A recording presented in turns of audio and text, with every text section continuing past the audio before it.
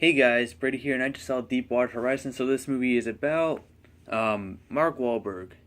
Um, he's he's Mike Williams, and he's pretty much one of the people that ran the whole oil rig, the Deepwater Horizon. He was called to go there with his boss Jimmy. You know they called him Mr. Jimmy. I'm just gonna call him Mr. Jimmy because that's what they called him in the movie. Played by Kurt Russell.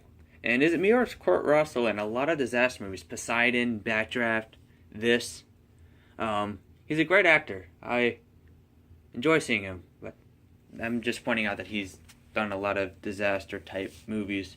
And I don't know. I feel like disaster movies are making a very positive comeback. I mean, I think people really enjoyed San Andreas. That was pretty good. Um, this movie is getting great reviews so far. Well, this and that. Would you count this as a disaster movie? I count it as a disaster movie. It kind of is a disaster movie.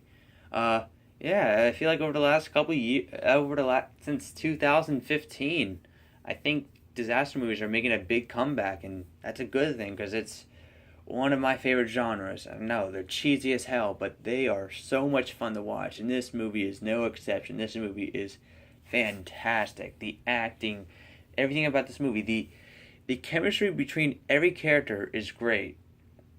Um, like you could tell that they like you couldn't tell apart between the actor and its character and his or her character because they played it well. Like you think this is a real person. It's not. They played the part well. They Mark Wahlberg did great. And of course this is Hollywood and it's glamorized because they showed you at the end of the movie that his wife is no Kate Hudson. And they just look completely well.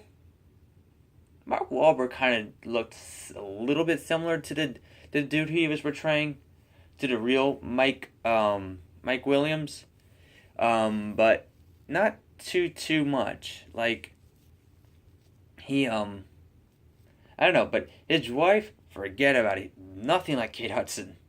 That that's like I don't know. But yeah, that's what I mean by glamorized. And this movie did something fantastic with its end credits. During the before the end credits rolled, they they said 11 people died, and after that they showed photos and the names of the people who died. Like every single person that died, they had a photo and they had the name right next to the photo, which I thought that was pretty cool that they did that. Um, I haven't seen that done in any other biopic true story movies. And the fact that I saw that in this movie, I was like, wow, they actually care about the people that died in this real life disaster.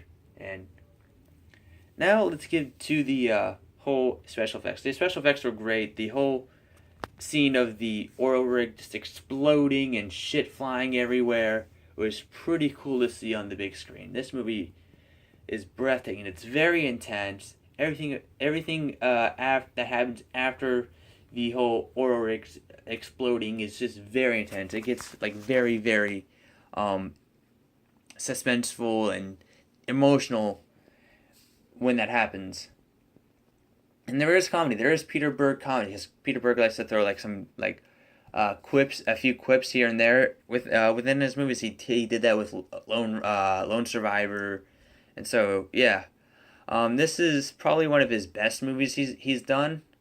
Um, I thought I thought Hancock was good, but it was nothing like special. Like it wasn't like, oh my god, that's like the best movie I've ever seen. It's not like, it's kind of like a guilty pleasure in a way. Same with Battleship. Although I hated Battleship after I saw it again. Battleship is terrible.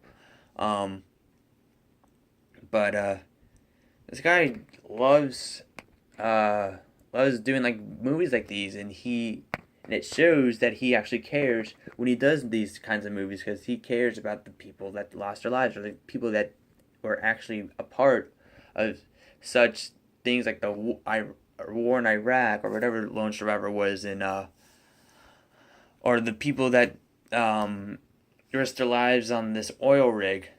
I mean, he cared a lot, and it shows in this movie. And Peter Berg did an excellent job with directing. Mark Wahlberg is great as always. Um, I think now this may sound like a shocking thing, but Mark Wahlberg has not done a Steven Spielberg movie. He has never collaborated with him besides Transformers: Age of Extinction. But that doesn't really count. He was the producer. I'm talking about Steven Spielberg actually being a director for a Mark Wahlberg movie. He's done 2 Peter Berg movies. He's done a Martin Scorsese movie. Um, he's done like every other great director movie besides a Steven Spielberg movie, which I'm not sure if he's trying to avoid him or I don't know. It was just something I was thinking about. Like, has he done a Spielberg movie? I was thinking about Steven Spielberg's filmography before the movie started. I was like, no, he hasn't done one. Well, besides Transformers, but like I said, he's the executive producer of Transformers 4. So, yeah. Anyway, I give Deepwater Horizon 5 stars out of 5. This is one of the most suspenseful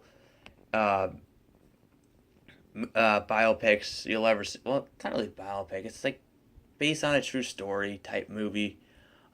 It's really enjoyable, really intense, and I highly recommend seeing it when it comes out this Friday.